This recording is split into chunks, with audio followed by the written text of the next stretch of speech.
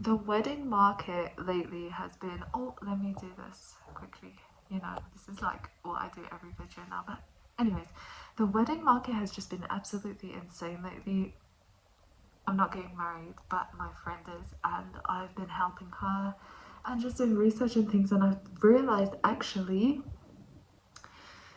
sorry for the spoon, it's clean, okay? I'm just waving it around. But, anyways, it is absolutely insane. As soon as, forgive me for the dogs, they literally just sit outside the mosque, and like whoever comes past, they just start barking at them, which is kind of crazy. But anyways, so what was I saying? Oh yes, the wedding market is absolutely insane, and the main reason that it's insane is because as soon as you say something is for a wedding, people just decide like, oh my god, I'm gonna like times 100,000 for the cost of whatever it is. You'll be saying or looking for a makeup artist, and as soon as you're like it's for a wedding, they're like, bad, and they just absolutely break your bank.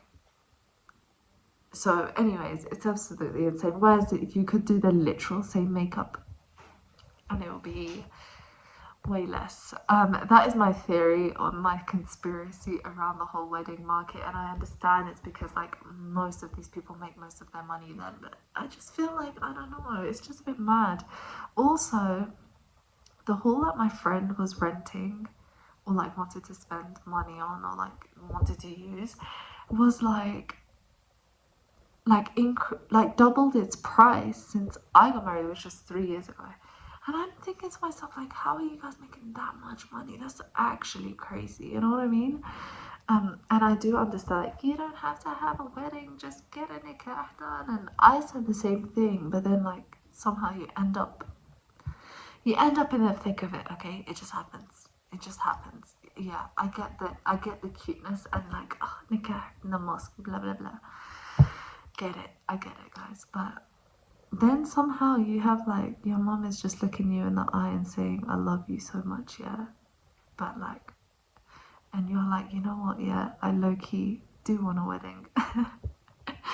um, but anyways, so that's what I've been dealing with, and I'm just like, oh, I wish there was a directory, guys. Let me tell you something, yeah. I feel like I'm a genius when it comes to like business ideas. I also don't have the capital to like execute that. But if anyone wants to start up, yeah, a wedding directory, if it's not available already, but like a wedding directory that has all of the essentials for a wedding ranked based on your income for Muslims and locationally as well, like London, blah blah blah, like that kind of stuff, that would be sensational. Not gonna lie. Also, if someone wants to do a halal like way of buying a house, pay now, pay later, like Klarna, but for a house. If anyone wants to do that, also, you know.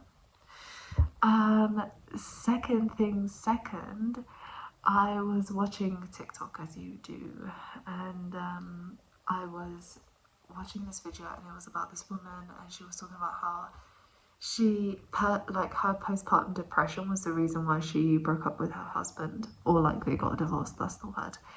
And I was just thinking to myself, like, that's peak, really and truly, like on the general topic of postpartum, it really does take you out of character. I mean, imagine, I feel like I've said this before, but imagine being sleep deprived. It is a form of torture. Okay, there's a reason for that as well.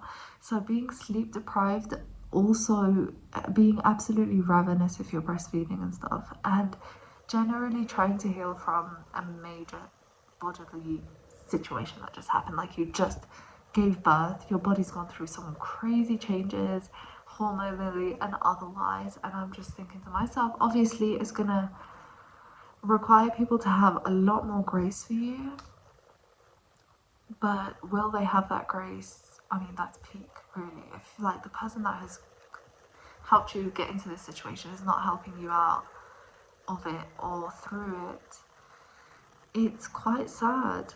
It's very, very sad actually, and just totally depressing, to be fair. So to deal with going through like the lowest times in your life, and then like your husband basically checks out of the marriage because of it, like he's like, okay, deuces, I've seen you at your worst and I don't want to deal with it. Like, that's not what marriage is. What, honestly. Anyways, so that really did annoy me actually, and a lot of people made good points about it, saying like it wasn't the postpartum depression that made your husband leave, it was the fact that he was a something something. He's a coward basically, and is unable to deal with negative emotions of anyone else and just wants to live in Jannah forever. But like, you gotta weigh the pools of the struggle of life. What does that even mean? I don't know. But point is that was very sad to watch. But yeah, that's basically what I had to talk about today. It's kind of a short one actually, but I had a pretty fulfilled day actually, if I'm going to be honest with you guys. And yeah, let me know how your Ramadan is going. Anyways, I have so many awkward like pauses, but I'm trying. Oh, this is something to talk about. So lately I've been trying to be better with speaking. Like, oh, there you go. Saying like a lot is something that I've learned that I do, and I learned that through the past few uploads because I've been saying like a lot, and I have tried not to only look back at my videos once and then upload it and kind of edit a little but not a lot, you know. And I relied heavily on CapCut, which automatically will take out the likes and ums and ahs and all of that, and the silences and the weird pauses. But I didn't realize how much I actually have those little filler words that really don't add much to what I'm saying. So I'm trying to be better at thinking through what I want to say before I say it, or at least spending time like talking. Have you have you guys seen have you guys seen Norman Finkelstein speaking? He is first of all, he's a sensational historian. Do I call him a historian? A sensational man. He talks about the genocide in Gaza. He talks about what's going on over there, and just historically, he has been talking about it. He is a Holocaust historian, I believe. I'm not even sure, but the point is, his family survived the Holocaust. He's a Jew. So he is very like well versed in that whole thing, like Holocaust, genocide, all of that. And he speaks very slowly because every single one of his words is intentional, and he wants you to know it too. Like, he does not rush for anyone, and I very much appreciate that because I feel like it's a sign of wisdom. Because if you think through your words and you're placing them carefully in your sentences to convey exactly what you want to say, like, I just feel like that's just such an admirable quality. Because personally, I try to like rush through what I say so that I don't want people to think like, oh my god, she's boring me or whatever, which is not good. Because to be honest, like, if you, hi, there's the like. But anyways, if you think about other people when you talk, then you're less likely to think about what you say. I don't even know if that makes sense, but it sounds nice.